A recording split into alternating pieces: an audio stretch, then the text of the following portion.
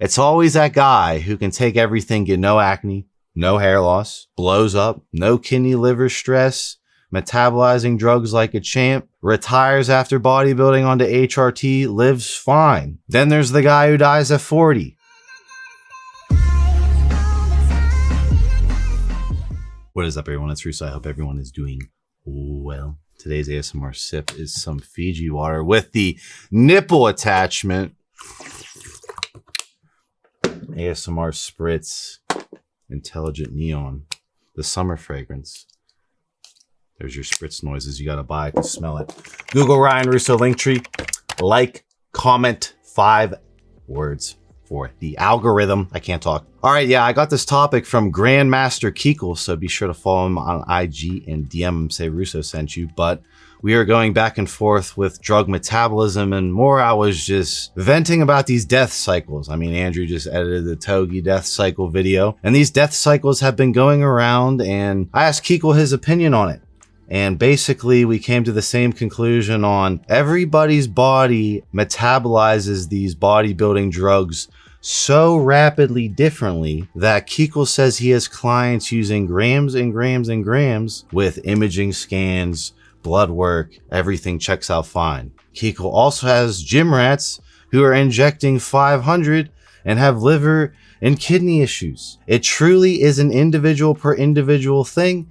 And the specific way I'll say it is some people need 500 milligrams of testosterone just to get a 700 score on their blood work, where 500 milligrams of testosterone, if I were to inject my editor with it, normally his testosterone would be over 1600, 2000. With that amount. It's very individual on how you're going to metabolize these drugs, and a lot of people are not going to benefit from directly copying someone else's cycle, rather fiddling around themselves, pulling their bloods, and see how they react to each individual compound. That's why these blanket dosage cycles are scary, because you don't want to combine all these compounds you've never taken. You don't want to combine all these compounds in a high dose immediately right off the bat when you don't know how you react to a low dose. And copying an IFBB Pro cycle will not turn you into an IFBB Pro most likely. Genetics play the biggest role in if you're going to get health consequences from enhanced bodybuilding. And there are dudes who have genetics that allow them to do enhanced bodybuilding pretty much scot-free. Sure, you might link some sort of side effect. Sure, there might be some left ventricular hypertrophy, but they're living a full life, not dropping dead, the same way the grandmother smokes cigarettes her whole life and never has lung cancer.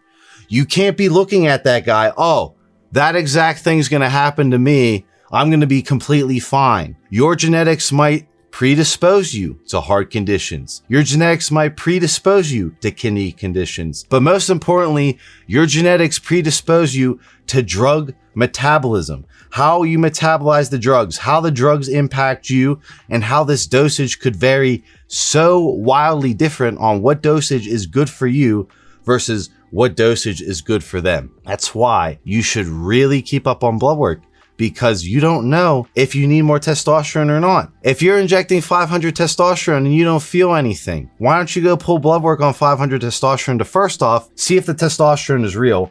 Second off, see where it puts your total testosterone. What you notice across the board is that not every dose is equal for every person. It's one of those things where the death cycles, you're gonna fuck someone up. There's gonna be someone who gets amazing results from the death cycle and has virtually no side effects, and then all the noble natties and then all the people on YouTube who are soy boys are gonna say, oh, well, he's lying about it. Oh, he definitely had side effects. He's just lying about it. He might not be lying about it. He might not get any fucking side effects to a point where he can do that for a long period of time and live a decent, fruitful life in accordance to the extreme damage he's doing. We have other guys, heart attack, boom. Kidney failure, boom. Liver disease, boom. Left ventricular hypertrophy to a point where it's taking years off your life, boom. GH acromegaly, boom. You know, all these things are so individualized with how you specifically react. That's why your coach needs to specifically play around with things slowly and form his own notations on you as a specific client rather than blanket dosaging you. Rather, oh, well, this guy did this and it worked out great for him. Throw it on you. Don't test the blood work, don't care. After the show, after the cycle, oh wow, this cycle didn't work out for you like it worked out for my previous client. That isn't going on in the average enhanced bodybuilding coaching, and I'll plug Kikel one more time. He's the needle in the haystack when it comes to actually getting the legit coach for bodybuilding, right? He's going to actually specifically tailor your drug protocol to you. And that is what I see with these coaches throwing out these death cycles, is like, this is not the approach we should be taking with enhanced bodybuilding, modulating your biochemistry to such an extreme degree, fucking up all the systems in your body for vanity and muscle building purposes. We shouldn't jump off the deep end right away. But when I say that, people are like, oh, well, you're wasting your time, blah, blah, blah. How do you know you're wasting your time if you never slowly pyramid up?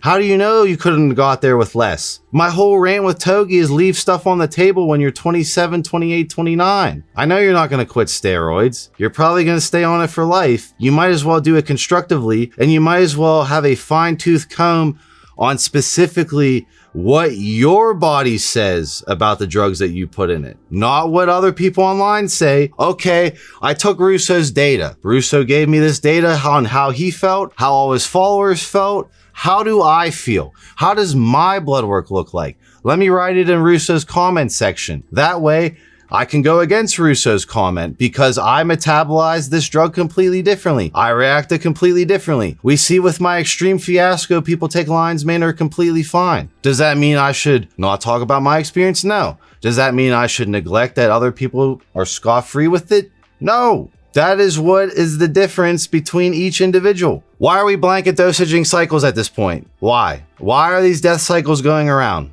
Why are we not saying add in this compound, see how it impacts you? Okay, you know what that one does for you. You know what DECA does for you. Now we can combine TES and DECA. Now we specifically know which side effects are caused by what, and we can move on and slowly pyramid up as extreme you want to get. We need to stop with these teenagers doing these death cycles because, in my opinion, it's probably doing more harm than good it is. They get along their bodybuilding path with way less, and we don't know how each individual is going to metabolize that amount of drugs. And there are guys out there, and there's guys on YouTube who metabolize shit tons of drugs and have virtually no side effects in accordance with someone else doing the same amount of extreme drugs, ruining their life. That's what I want to drive home with this, is like epigenetics, genetics of drug metabolism, genetic predisposal to heart conditions, genetic predisposition to kidneys, genetic predisposition to cancer. You don't know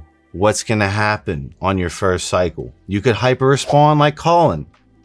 You could not hyper-respond at all and be a non-responder. You could need TRT that is double the dose the other guy needs TRT for the same total testosterone. Stop thinking that these drug gurus, including me online, is tried and true. I give you an opinion. I give you the opinion of other people who have weighed in. I give you a collection of data that is very hard to accumulate. I present the data. I allow my audience to go against my data and write their own data in the comments. You then collect the good and the bad, and then you're like, okay, I'm still an individual with my own individual genetics on how I metabolize drugs. I have both sides of the coin now. I now know what to look for. I now know what to see in my blood work if I'm responding good or bad. And I got to be on top of it quickly. It's always that guy who can take everything, get no acne, no hair loss, blows up, no kidney liver stress, metabolizing drugs like a champ, retires after bodybuilding onto HRT, lives fine. Then there's the guy who dies at 40. You don't know,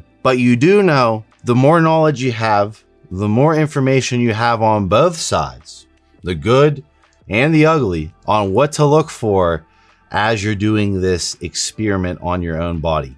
That's what it's all about, is knowing the difference that, hey, I'm listening to this guy taking this cycle. I might metabolize that cycle completely differently. I might get a different look, different results, different biomarkers move. I might respond in a way that is the polar opposite. And it really matters when you're doing these prep cycles. It really matters when you're like, all right, I'm going to blast. Knowing what each individual compound does before you stack them all together. And knowing that each individual is so genetically different. I will see you guys in my next one.